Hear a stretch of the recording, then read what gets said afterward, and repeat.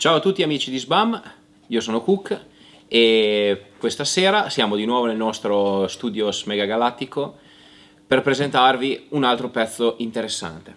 Questo pezzo ci è stato messo anche questo a disposizione dal nostro mitico sottotitolatore Gianluca. E che cos'è? È un Lebel modello 1886. Lebel 1886, un fucile, una pietra miliare, si può dire, della storia armiera internazionale in fatto di armi militari, in quanto è famoso per essere stato il primo fucile nella storia progettato attorno a una cartuccia a polvere in fume. E siamo appunto nel 1886, la Francia, l'esercito francese era ancora equipaggiato con i fucili monocolpo Grasse modello 1874, a sua volta una versione ammodernata dello chassepot ad ago usato nella guerra franco-prussiana. Nel 1800, non mi ricordo, ma negli primi anni 80, la marina francese adottò il Kropatschek, il fucile Kropatschek, quindi un fucile a ripetizione, camerato per una cartuccia, per la cartuccia d'ordinanza 11 mm Grass 11x59 a polvere nera. Quindi a questo punto l'esercito non voleva non voleva rimanere indietro e anche loro decisero di rispondere, o comunque aggiornarsi, adottando un fucile a ripetizione, visto che ormai tutti gli stati europei stavano, sviluppando armi a ripetizione. In particolare l'arcinemico della Francia, la Prussia, anzi l'impero tedesco, perché dopo la guerra franco-prussiana era stato creato l'impero tedesco, quindi la riunificazione della Germania, che si era dotata dapprima di un fucile a cartuccia metallica e monocolpo e in seguito di un fucile sempre a cartuccia metallica a polvere nera a ripetizione, il Mauser 71-84. Quindi, visto che negli anni successivi alla guerra franco-prussiana in Francia vigeva il cosiddetto spirito della revanche, della rivincita, quindi bisognava assolutamente cercare di non restare indietro nella corsa agli armamenti coi tedeschi. L'adozione di un fucile a ripetizione, o comunque un'arma che potesse dare alla Francia un vantaggio tattico nei confronti degli odiati tedeschi, era fondamentale, di fondamentale importanza. E giunsero nel 1886 appunto a questa soluzione. Vediamo un po' le caratteristiche di questo fucile e perché, a parere mio, questo fucile, seppur rivoluzionario e tanto decantato, non era nel complesso, non era così tanto rivoluzionario. Questo il fucile Lebel, come potete vedere, è un'arma, ancora per gli standard, rientrava perfettamente negli standard dell'epoca come aspetto e come forma. Aveva ancora questo otturatore mutuato nella foggia e in tante particolarità dall'otturatore del vecchio fucile Grasse, l'arma precedente, e la caratteristica principale era che questa arma utilizzava esattamente come il Kropatschek della Marina, utilizzava un caricatore tubolare, quindi tipo Winchester, per intenderci. Un caricatore che non è altro che un tubo che corre sotto la canna che alloggia cartucce messe in orizzontale. Quest'arma, come potete vedere, è né più né meno che il classico fucile da fanteria di fine 800 nella linea, nell'impostazione generale, e lungo, molto lungo, fatto così ancora per rispondere alle esigenze di avere una lunga base d'appoggio per la baionetta, e soprattutto anche per permettere il fuoco in 2 ranghi in formazione serrata, che era ancora considerata una priorità dalla dottrina militare. Altre cose che saltano subito all'occhio: la calciatura in 2 pezzi e questa caratteristica scatola di culatta che contiene il meccanismo di ripetizione.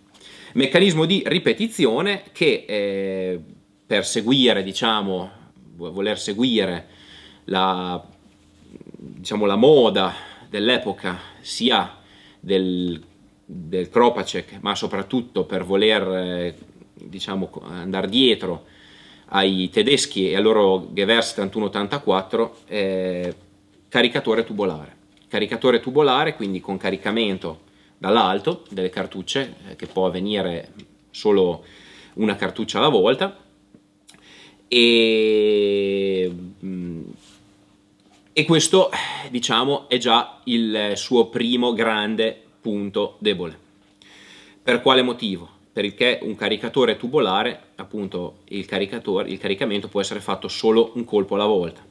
Questo non dà modo di svilupparlo in un secondo momento in un fucile con caricamento rapido a lastrine.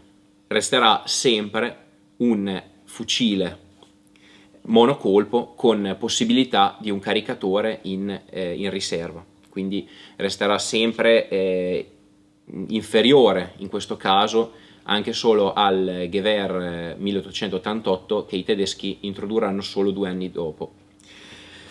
E tuttavia il fucile comunque dispone di un caricatore da 8 colpi, che per l'epoca era una discreta potenza di fuoco. E altre cose che saltano subito all'occhio sono questo massiccio otturatore, e già qua vediamo anche la seconda, secondo me, il secondo handicap di questo fucile, ovvero la difficoltà nello smontaggio da campo.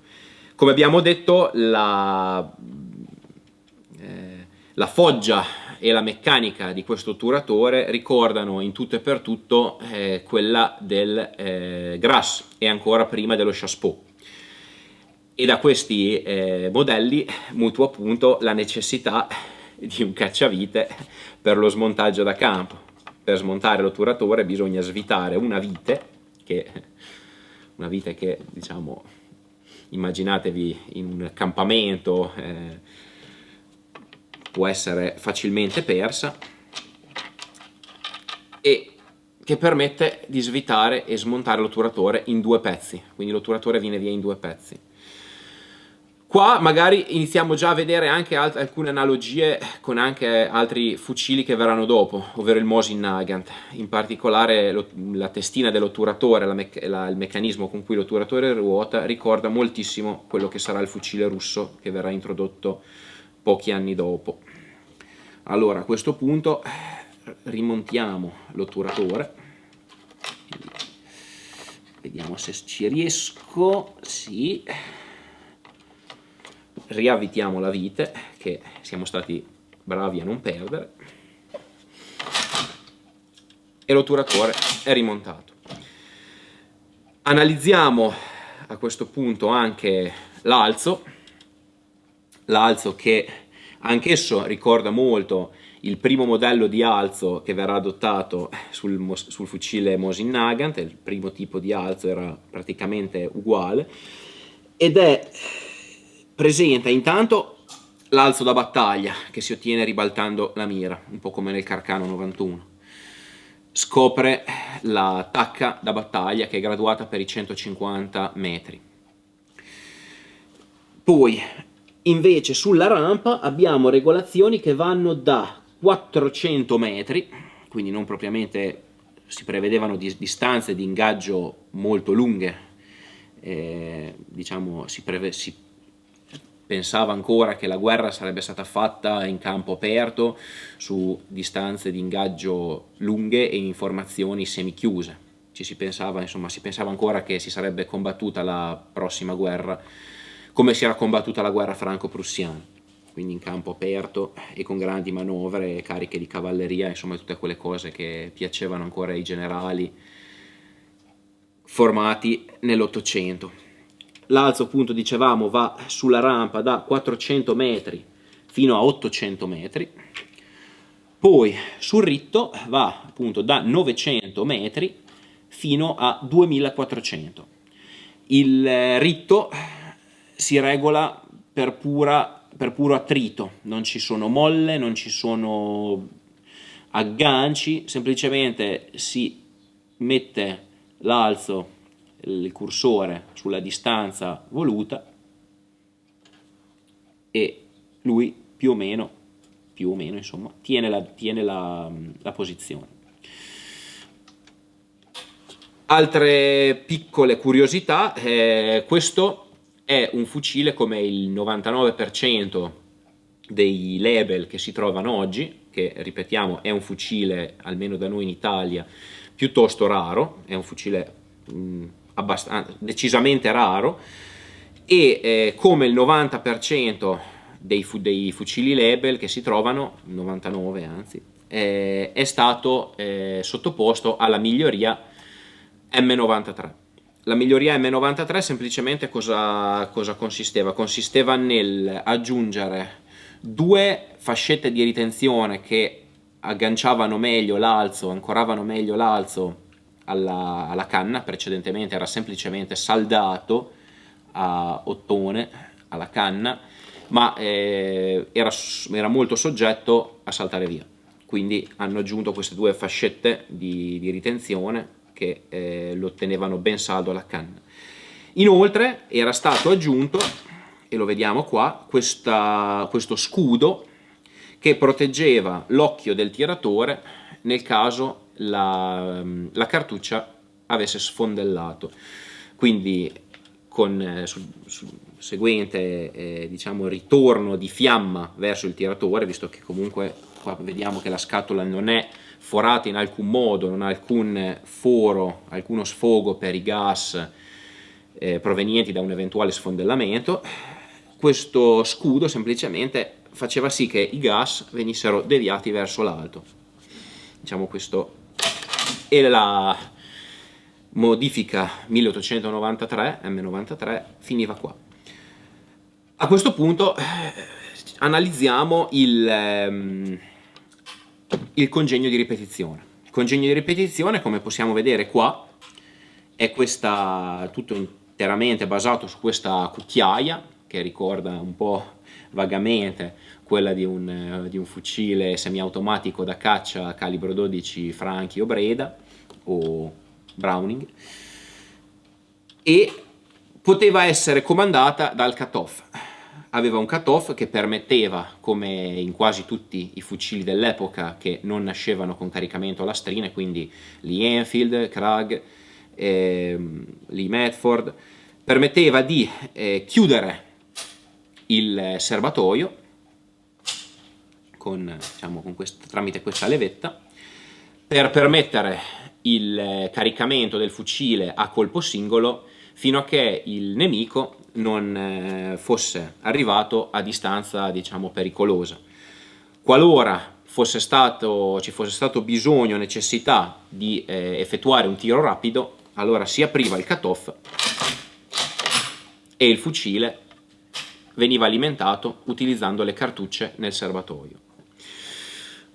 A questo punto parliamo del calibro e vediamo anche al contempo il funzionamento del serbatoio. Usiamo queste cartucce vuote, scariche, e vediamo che gli inneschi sono stati percossi, quindi sono vuote e hanno solo la palla, e per far vedere il funzionamento. Il calibro 8 label deriva dall'evoluzione e la miglioria del calibro portoghese 8 Guedes o 8 Kropacek.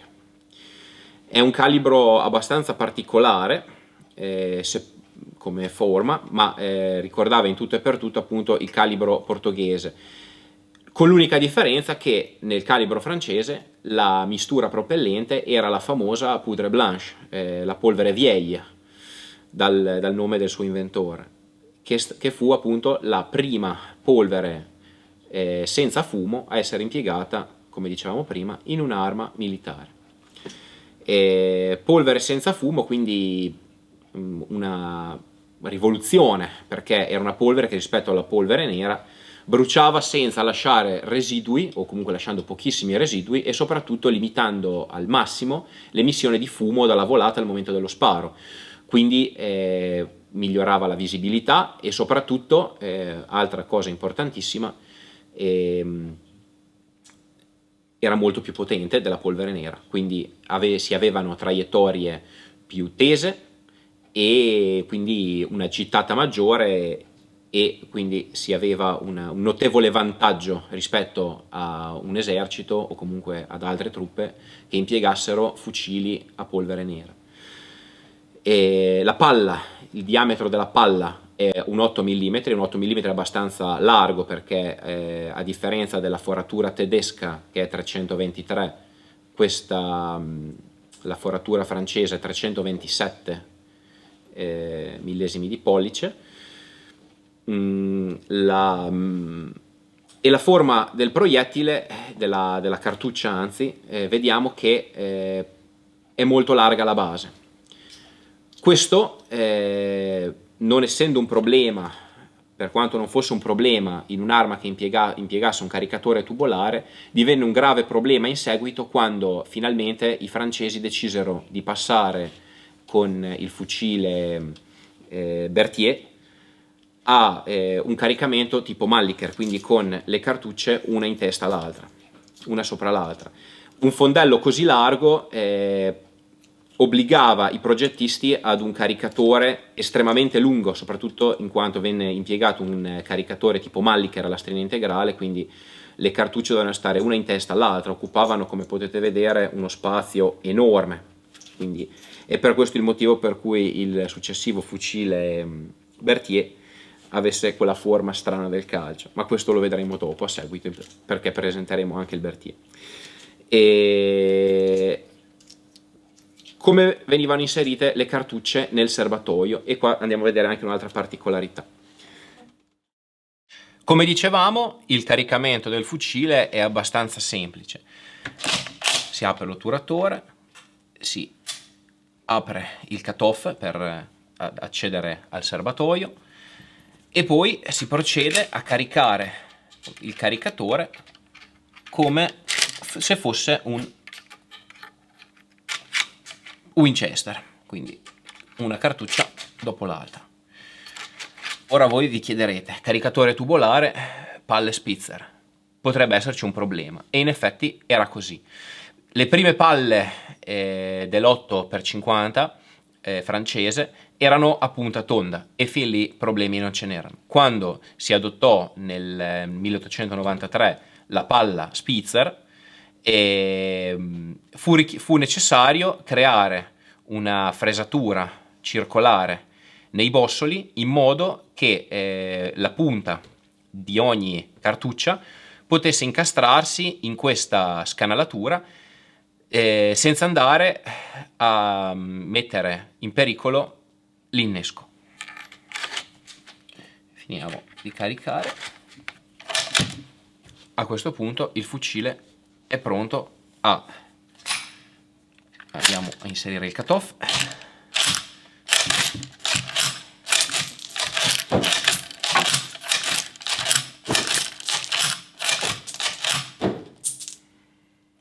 Molto semplice. Allora, come ultime curiosità possiamo fare vedere appunto il mirino anteriore, che non ha, diciamo, è un normalissimo mirino a lama, gli attacchi per la baionetta, la famosa Rosalie, quindi la baionetta a spiedo proprio, che veniva fissata sotto la canna qui nel vuoto che si crea davanti al caricatore tubolare, il perno per il fascio d'armi E poi come ultime curiosità possiamo vedere la foggia del calcio, che ricorda molto quello diciamo, il classico calcio francese, che è ancora solito e non cambiato nella foggia dai tempi dei moschetti napoleonici modello 1777, così come anche la guardia del grilletto e il grilletto stesso. Possiamo vedere la cinghia, la sua cinghia di cuoio, che anche questa è abbastanza simile a tutte le cinghie francesi dai tempi dello Chassepot. E possiamo vedere infine la fascetta ritenuta da su da una molla. Altre cose da dire sono l'assenza totale di kit di pulizia o bacchetta integrati nell'arma, in quanto il soldato il kit di pulizia del fucile se lo portava nello zaino, quindi noi diciamo che il fucile è sprovvisto di un kit di pulizia integrato. E a questo punto direi che l'unica cosa che resterà da fare nel prossimo video dedicato sarà provarlo al poligono. Per questa sera abbiamo finito, speriamo che il video vi sia piaciuto. Seguiteci sul canale e ci vediamo alla prossima puntata.